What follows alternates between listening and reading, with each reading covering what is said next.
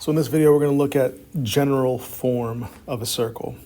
Now, in the previous video, I talked about standard form, and standard form is very nice because it tells us specific things. X minus h squared plus y minus k squared plus equals r squared.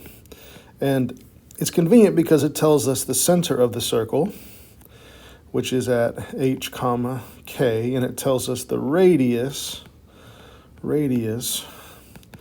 in r squared. The problem is you've probably seen in math throughout your academic career, a lot of times the math doesn't look pretty. It doesn't look like what you hope it would look like.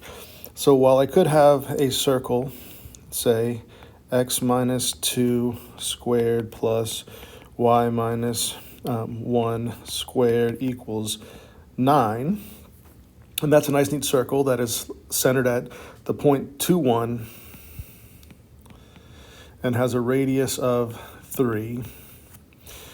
They don't always look like that. In fact, sometimes they look anything like that. And so what we're going to do is we're actually going to take this out of its nice neat form. Sometimes when you see circles, they don't have this nice neat x minus 2 squared and y minus 1 squared appearance. So we're going to multiply this out. We're actually going to square x minus 2, and we're going to square, right in its expanded form, y minus 1 squared, and equals 9. So we're going to multiply it out. X times x is x squared. X times minus 2 is minus 2x. Minus 2x. And negative times a negative is a positive, so plus 4. And then we'll do the same thing here, and we get y squared minus 2y plus 1. And then all that junk still equals 9. It's traditional in mathematics. You have a little bit of alphabetical order, and you have a little bit of highest degree, the highest exponent's going first. And so I'm going to use this to rewrite this as x squared plus y squared. If I do a little combining like terms right here, I get minus 4x.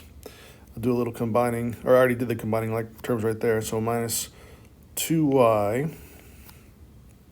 And then I got plus 4 and plus 1 is plus 5, and all of that equals 9.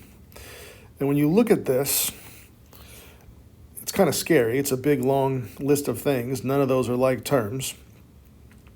But this is sometimes how circles get presented.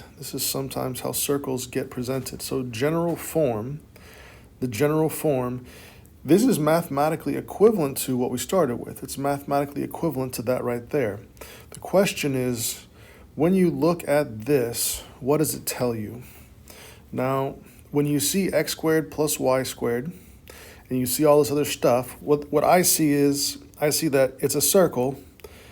It's a circle because we talked about in the previous video how x squared plus y squared equals r squared.